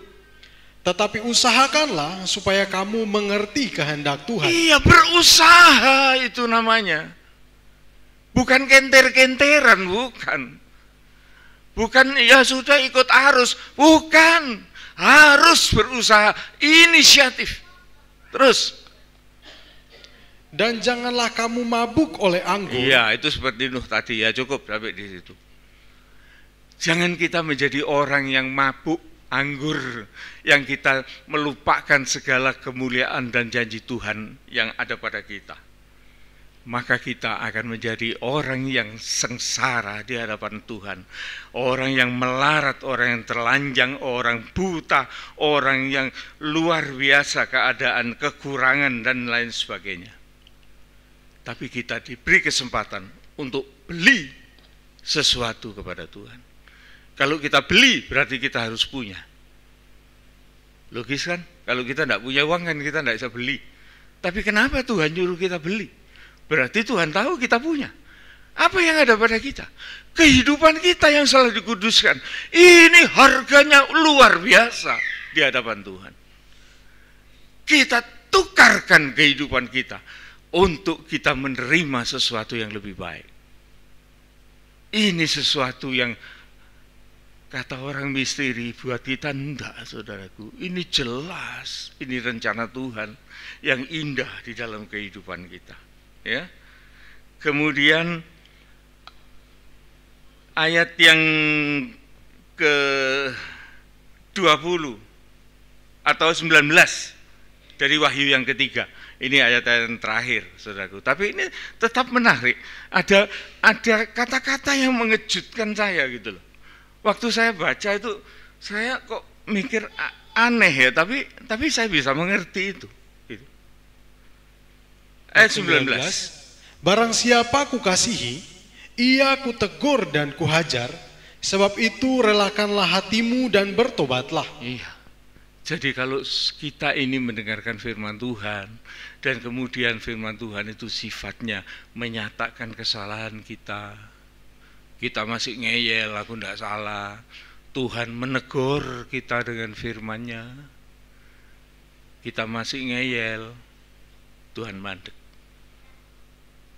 Tapi kalau kita ditegur, kita mau merespon, maka teguran Tuhan itu akan berubah menjadi nasihat.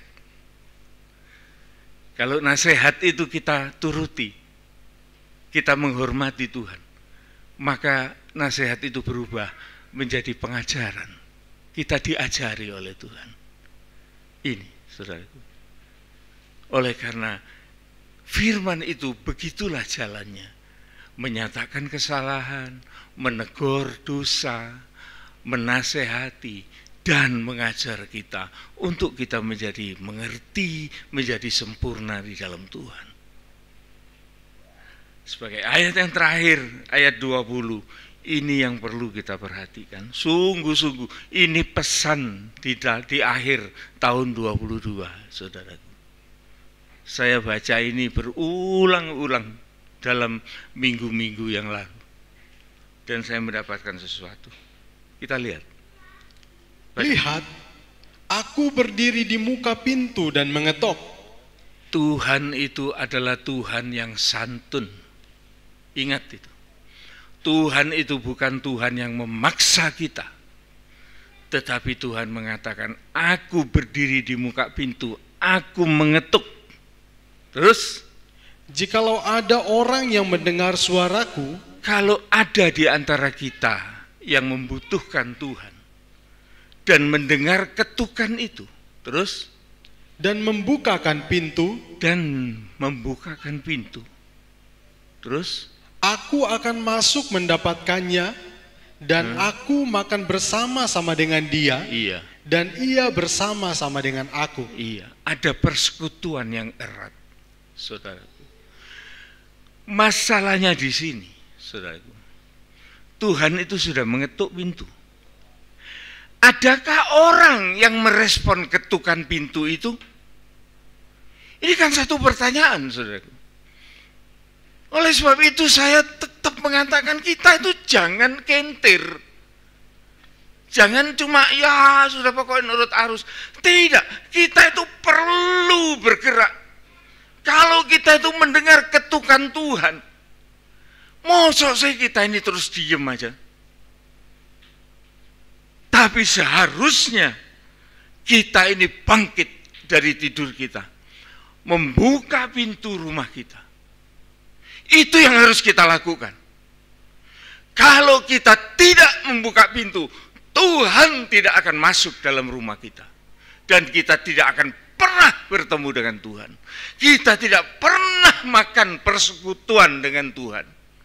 Dan kita menjadi orang yang betul-betul terhilang di luar Tuhan. Jadi harus ada respon, saudaraku. Itu menjadi tanggung jawab kita. Tuhan itu sudah membuka pintu buat kita. Kita baca itu Wahyu 3 ayat yang ke-8. Apa yang sudah dilakukan Tuhan buat kita? Aku tahu segala pekerjaanmu. Aku ini tahu segala pekerjaan jemaat. Terus? Lihatlah. Lihat, perhatikan. Aku telah membuka pintu bagimu. Aku ini sudah buka pintu bagimu. Pintu kemurahan itu sudah dibuka oleh Tuhan. Dan sekarang Tuhan mengetuk pintu hati kita. Supaya kita membuka pintu rumah kita. Dan kita bertemu dengan Tuhan. Terjadi satu persekutuan. Makan itu berarti ada persekutuan yang erat kita bersama dengan Tuhan. Kenapa kita tidak mau? Kembali lagi, seringkali kita mengatakan, aku tidak butuh. Aku tidak butuh. Kalau sudah ada jawaban, aku sudah kaya kok, aku sudah cukup kok, aku tidak perlu Tuhan. Buat apa Tuhan? Itu adalah orang yang fasik. Buat apa ke gereja? Buat apa ibadah? Tuhan Yesus itu siapa sih? Tadi kita sudah mendengar Tuhan Yesus itu siapa? Dia adalah pribadi Allah yang menjadi manusia. Dan dia sekarang, Yesus manusia itu sudah ada di kerajaannya di sebelah kanan takhta Allah, dipermuliakan.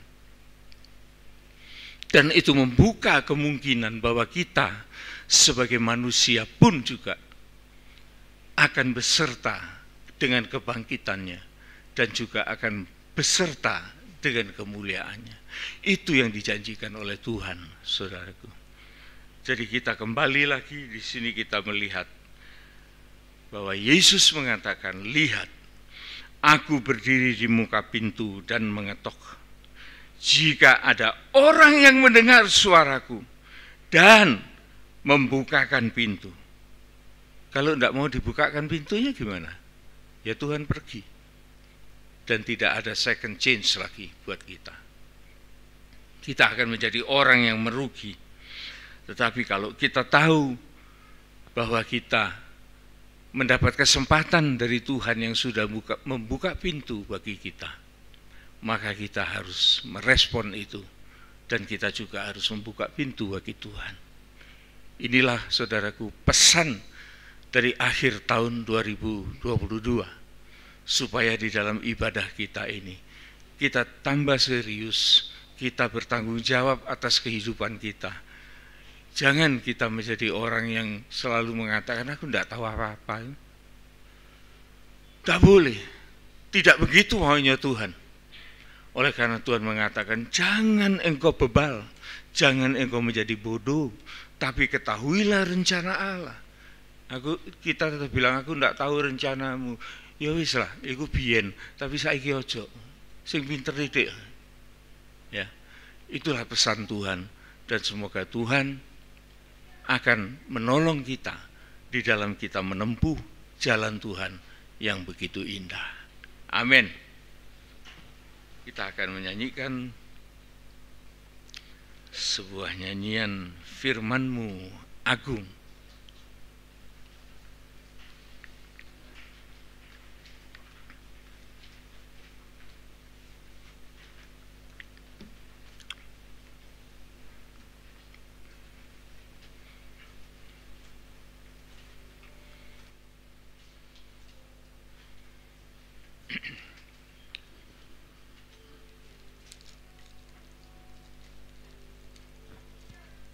Selalu 74.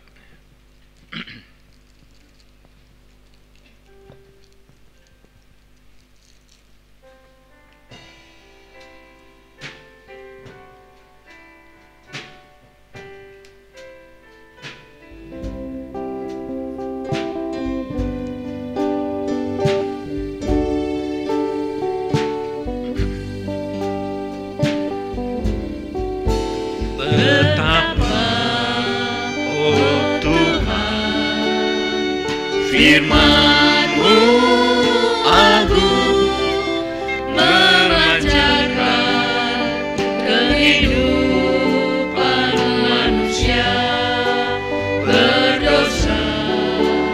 Ku sadar, ku tobat akan hidupku yang telah jauh dari sisimu.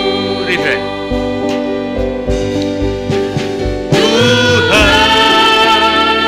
ku ucapkan syukur karena firman-Mu agung. Ku kembali pada jalan keselamatan, terlepas dari beban dosa. Baik. Betapa, oh Tuhan, firman-Mu agung memancarkan kehidupan manusia berdosa.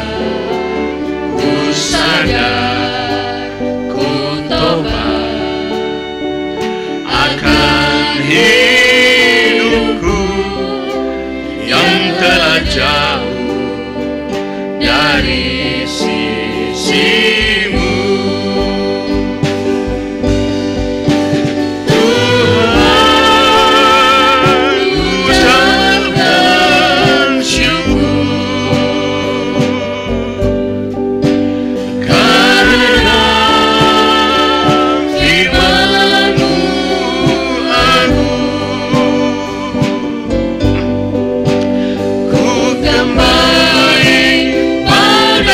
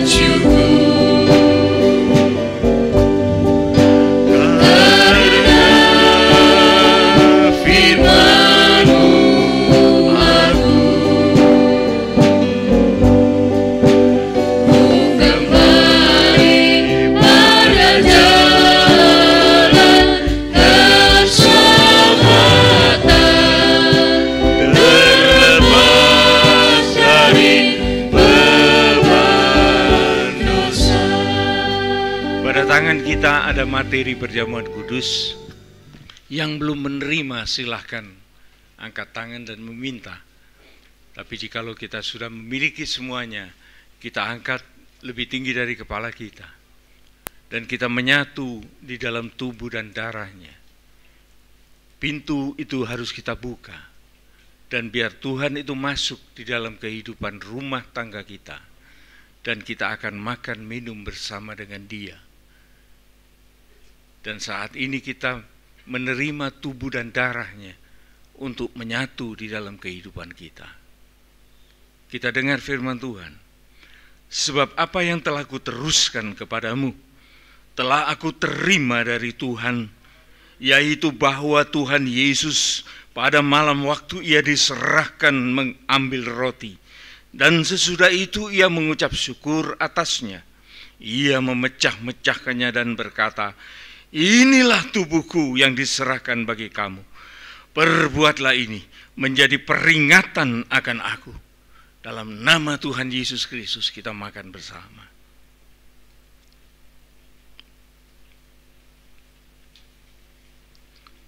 Terima kasih Tuhan. Engkau mau menyatu dalam kehidupan kami.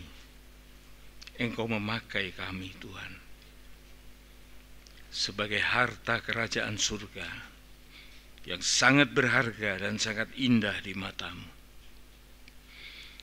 Kami yang berdosa telah Engkau tebus dan Engkau selamatkan, Engkau kuduskan kami, dan Engkau berikan kami hak menjadi anak-anak Allah.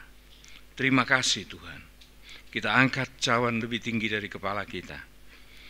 Demikian juga Ia mengambil cawan sesudah makan lalu berkata, cawan ini adalah perjanjian baru yang dimeteraikan oleh darahku.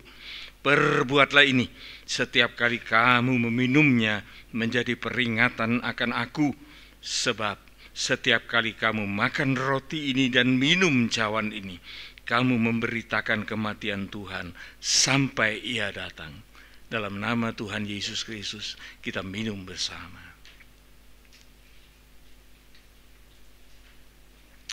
Kita nyanyikan refrainnya, nyanyian ini. Tuhan, ku ucapkan syukur.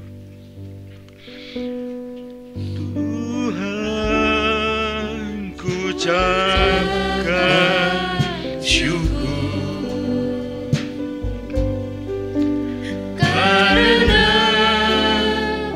Firman-Mu agung,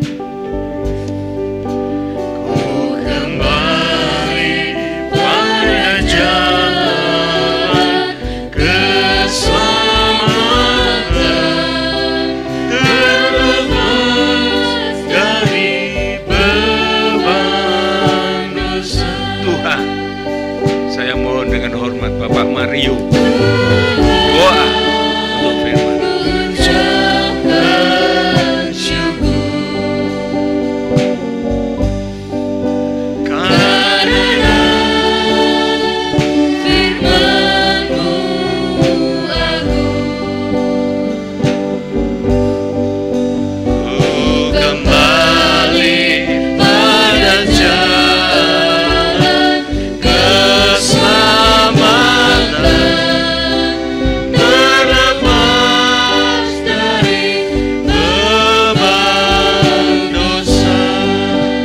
nyanyikan refren ini dengan setengah suara sambil kita mengangkat tangan kita pada hari yang terakhir tahun 2022 ini. Mari kita mengucap syukur. Oh, ramai.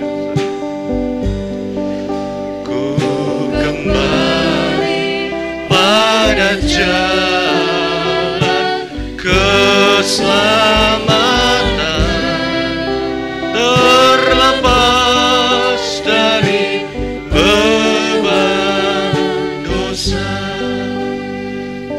Kami sungguh mengucap syukur kepadamu Tuhan untuk firman-Mu pada malam hari ini, dan bahkan tubuh dan darah-Mu yang sudah kami terima Tuhan. Kami membuka pintu hati kami untuk pribadi-Mu Tuhan. Sebelum kami melangkah ke dalam tahun yang akan datang, tahun 2023, di mana Tuhan, dunia sudah memberitakan begitu banyak berita-berita yang membimbangkan hati kami. Namun Tuhan, bersama Engkau Tuhan, bersama pribadi-Mu yang kami terima di dalam hati kami yakin dan percaya Tuhan, kami akan lebih dari pemenang. Oh, terima kasih untuk firman-Mu Tuhan. Hanya saja Tuhan, kami saat ini berjanji, kami mau lebih sungguh-sungguh Tuhan, mau lebih setia beribadah, kami mau lebih sungguh-sungguh melayani Engkau, memberikan hidup kami ini untuk kemuliaan nama-Mu Tuhan. Oh, terima kasih Tuhan, terima kasih, karena kami sudah melihat, kami sudah menerima korban-Mu, pengorbanan putra-Mu yang tunggal, yang tidak bisa dinilai dengan harta apapun Tuhan. Oh, betapa Engkau mengasihi kami, betapa Engkau mencintai kami dengan segala apa yang Engkau miliki Tuhan. Itu sebabnya kami mau menyerahkan hidup yang sudah Engkau kuduskan ini untuk berguna bagi kemuliaan Engkau Tuhan, untuk memuliakan nama-Mu Tuhan. Apalah arti hidup kami Tuhan, kalau hanya hidup seperti manusia pada umumnya, hanya mencari dan mencari hal-hal yang duniawi ini, hanya untuk kebanggaan duniawi, keangkuhan hidup. Oh Tuhan, kami tidak mau hidup lagi seperti itu. Namun kami mau hidup bagi Engkau Tuhan. Kami mau berguna, kami mau bermanfaat untuk kemuliaan nama-Mu Tuhan. Terima kasih Tuhan untuk firman-Mu. Terima kasih untuk persekutuan dengan tubuh dan darah-Mu. Tuhan memberkati hamba-Mu, Gembala Sidang, Bapak Pendeta Yan Suhatan, yang Tuhan sudah berikan pembukaan rahasia firman. Oh Tuhan, kiranya Tuhan selalu memakai beliau untuk menggembalakan kehidupan kami pada tahun-tahun yang akan datang, seturut dengan kehendak dan rencana-Mu. Terima kasih Bapa di dalam surga, di dalam nama Tuhan kami Yesus Kristus, kami berdoa dan kami mengucap syukur. Amin.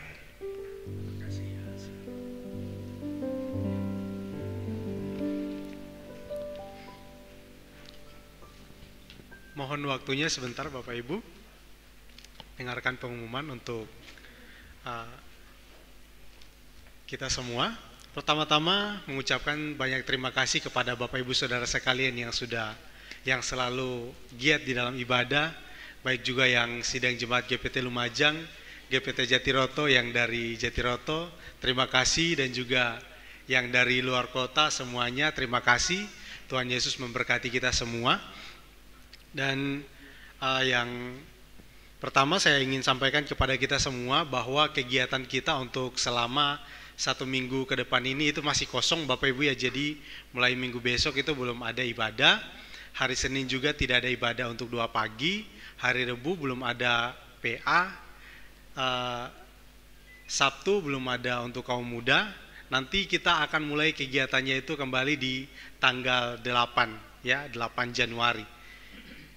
Bisa dipahami Bapak Ibu ya, jadi untuk selama 1 minggu ke depan ini belum ada kegiatan, nanti mulainya di tanggal 8 Januari. Dan kita bersyukur bersama-sama untuk beberapa saudara kita yang berbahagia diberkati oleh Tuhan dengan perpanjangan usia. Yang pertama itu ada Ibu Endang, selamat ulang tahun untuk Ibu Endang. Hadir nggak ya? Oh, ada. Oke, dan juga untuk saudara Daud yang juga hari ini tidak sempat hadir bersama-sama dengan kita, lagi pulang kampung, saudaranya menikah ya. Dan juga ada seorang bapak juga yang berulang tahun. Kita juga akan bersama-sama berdoa untuk suami dari Ibu Timbul yang mengalami gangguan kesehatan atau sakit. Kita akan doakan bersama-sama. Dan sebelum itu Bapak Ibu saya ucapkan, karena nanti kita mungkin ada yang nanti keluar, dari tempat ini juga mengucapkan selamat tahun baru untuk kita semua nanti, walaupun masih beberapa jam lagi ya. Kiranya di tahun yang akan kita jalani ke depannya ini kita tetap semangat, kita tetap sukacita khususnya untuk di dalam beribadah, kita tetap semangat, jangan kita lalai untuk ibadah kita. Dan kita akan bangkit berdiri bersama-sama untuk kita akan menerima doa berkat dari Bapak Gembala.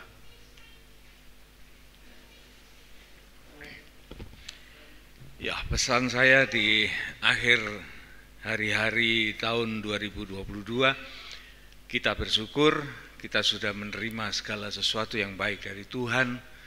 Namun pesan firman Tuhan sejatinya ialah jangan kita lengah, jangan kita merasa sudah cukup, jangan kita merasa wah sudah semua jalan baik dan kita ikut aja gitu. Jangan saudaraku, tetapi kita harus punya inisiatif sebagai anak-anak Tuhan. Sebagaimana kesempatan yang Tuhan sudah bukakan, kita respon dengan baik supaya kita berhasil di dalam pengikutan kita kepada Tuhan. Hidup kita tidak hanya terbatas di dunia ini, tetapi kita mengetahui dan mengimani ada kehidupan setelah dari dunia ini. Kita akan menghadapi kehidupan yang kekal. Ini yang jauh lebih penting dan jangan hilang. Mulai dari saat kita di dunia ini, kita sudah berjalan bersama dengan Yesus. Dan pada waktu saatnya, entah Tuhan yang datang lebih dulu atau kita yang datang lebih dulu, maka kita sudah siap untuk mengenal siapa yang harus kita ajak berjalan. Ya, inilah pesan dari akhir tahun ini. Dan kita akan berdoa bagi Ibu Endang yang berulang tahun dan Saudara Daud yang juga berulang tahun. Daud juga ulang tahun. Kau woro-woro. Ya, Daud ulang tahun. Daud selamat ulang tahun ya. Dan seorang bapak yang juga berulang tahun dan suami dari Ibu Timbul yang sedang sakit. Mari kita berdoa. Tuhan, kami bersyukur bahwa kami boleh berada di penghujung tahun 2022, masih tetap bersama Engkau di dalam rumah Tuhan, di dalam ibadah.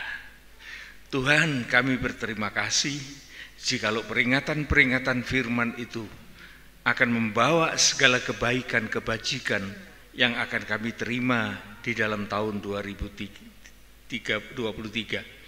Biar kiranya Tuhan, segala apa yang kami dengar, firman yang sudah nyampai di dalam telinga kami, itu akan terwujud dan akan menjadikan sesuatu pengalaman yang indah bersama dengan Engkau. Kami berdoa Tuhan bagi sidang jemaat-Mu yang tidak sempat hadir di dalam ibadah ini. Tetapi mereka, kami juga yakin bahwa mereka juga akan menghargai ibadah-ibadah ini melalui cara mereka masing-masing.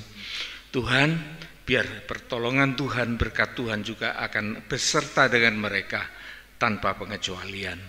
Inilah doa kami Tuhan. Dan kami saatnya akan kembali ke rumah kami masing-masing. Kami sudah berdoa bagi mereka yang berulang tahun dan bagi mereka yang sakit atau bagi mereka yang lain yang tidak disebutkan namanya. Engkau menolong mereka dalam segala keperluan mereka. Saudara-saudaraku yang kasih oleh Tuhan, sidang jemaat yang disayangi Tuhan, terimalah segala berkat anugerah, kasih sayang, damai sejahtera, keselamatan yang kekal dari Allah Bapa, Putra dan Roh Kudus menyertai kehidupan kita semua mulai dari saat ini sampai Maranatha Tuhan Yesus datang kembali. Juga diberikan berkat-berkat jasmaniah untuk kita boleh hidup layak sebagai manusia. Dan kami juga diberkati, kita diberkati untuk menjadi berkat bagi orang lain. Inilah Tuhan doa kami dan kami bawa ini semua dan kami mohonkan hanya di dalam nama Tuhan Yesus Kristus. Amin, amin, amin. Tuhan berkati. Selamat menjelang tahun baru, beberapa jam lagi Tuhan beserta kita.